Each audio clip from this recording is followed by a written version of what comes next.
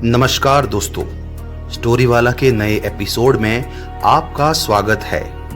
आप सुन रहे हैं उत्तर प्रदेश के बलिया में जन्मे अमर शहीद क्रांतिकारी मंगल पांडे की कहानी का तीसरा एपिसोड। दोस्तों, स्टोरी वाला की आपसे विनती है कि स्टोरी वाला चैनल को लाइक और सब्सक्राइब जरूर करें और भारतवर्ष के गौरवशाली इतिहास की कहानियां हर भारतीय तक पहुंचाने में हमारा सहयोग करें। अब सुनेंगे मंगल पांडे की कहानी का तीसरा एपिसोड। मंगल पांडे के साथी नकी अली ने सुबह सुबह जैसे ही मंगल पांडे को ये खबर सुनाई कि ईस्ट इंडिया कंपनी की नई इनफील्ड राइफल में इस्तेमाल किए जाने वाले कारतूस में गाय और सूअर की चर्बी का इस्तेमाल किया गया है, ये सुनकर मंगल पांडे का गुस्सा 7वें आसमान पर पहुंच चुका था।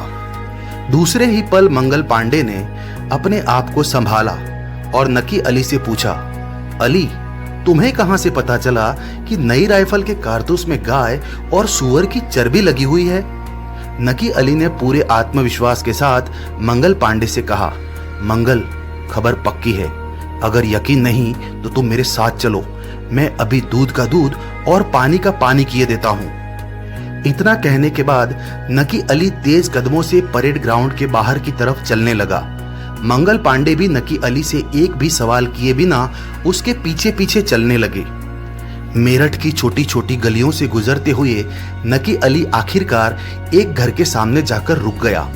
मंगल पांडे उत्सुकतावश उस मकान के बंद कमरे की तरफ देख रहे थे, जिस दरवाजे के सामने जाकर नकी अली रुका हुआ था। नकी अली ने पहले तो चौकन्नी नजरों से इधर उधर देखा और आखिरकार उस बंद कमरे पर दस्तक दे दी। कुछ ही पल में दरवाजा खुला और दरवाजे के उस पार एक आदमी नजर आया। मंगल पांडे ने गौर से उस आदमी को देखा तो उस आदमी को मंगल पांडे ने पहचान लिया। उस आदमी का नाम था मतादीन। जैसे ही मतादीन ने अपने घर के बाहर सड़क पर खड़े मंगल पांडे और नकी अली को देखा, उसने इधर उधर देखते हुए धीमी आवाज में कहा, अरे तुम दोनों इतनी सुबह सुबह यहाँ क्यों आए हो? आओ भीतर आ जाओ।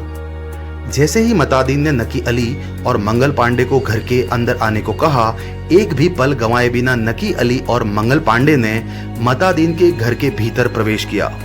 नकी अली ने घर के भीतर आते ही मतादीन से कहा, मतादीन, मंगल को मैंने वो चर्बी वाले कारतूस के बारे में सब बता दिया है। मैं चाहता हूं कि तुम उन चर्बी वाले कारतूसों के बारे में मंगल को विस्तार से बताओ।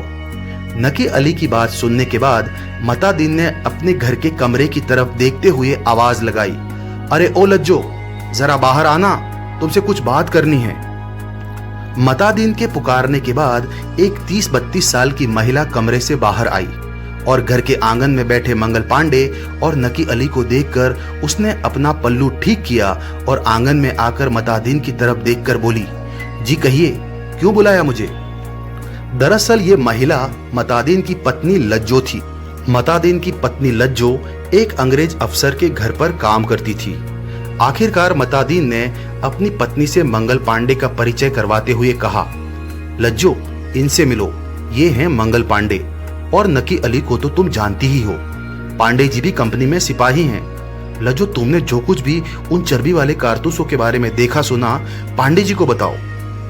लज्जो कुछ देर तक मंगल पांडे की तरफ अजीब सी नजरों से देखती रही।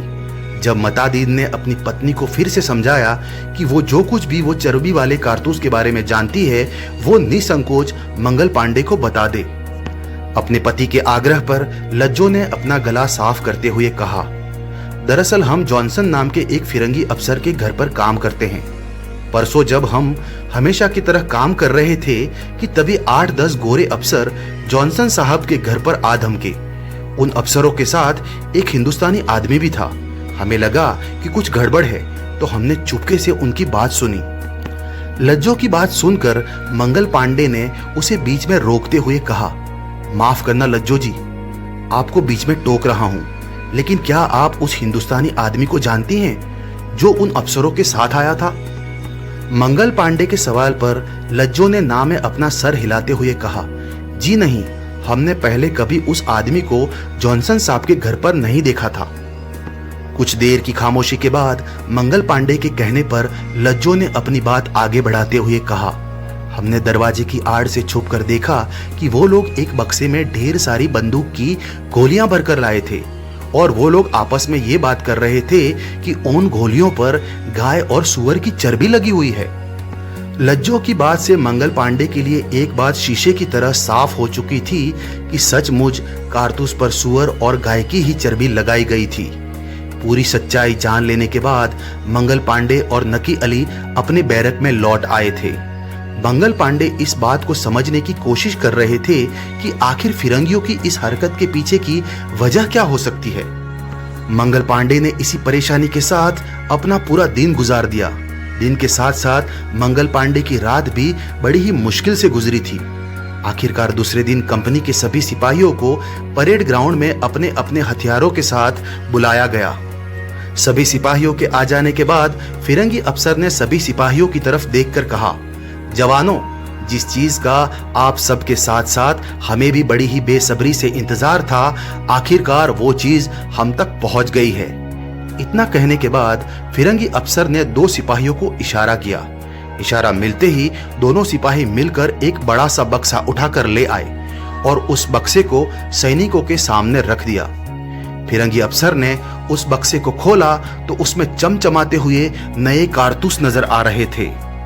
फिरंगी अफसर ने एक इनफील्ड राइफल को उठाया और बक्से में से एक कारतूस को लेकर उसके ऊपर के हिस्से को मुंह से तोड़ा और कारतूस के बारूद को राइफल की नली में डालते हुए फिरंगी अफसर ने सिपाहियों से कहा, जवानों, जैसा कि आपने देखा, आपको भी इसी तरह कारतूस के ऊपरी हिस्से को मुंह से तोड़ना है और अपनी राइफल को लोड करना है।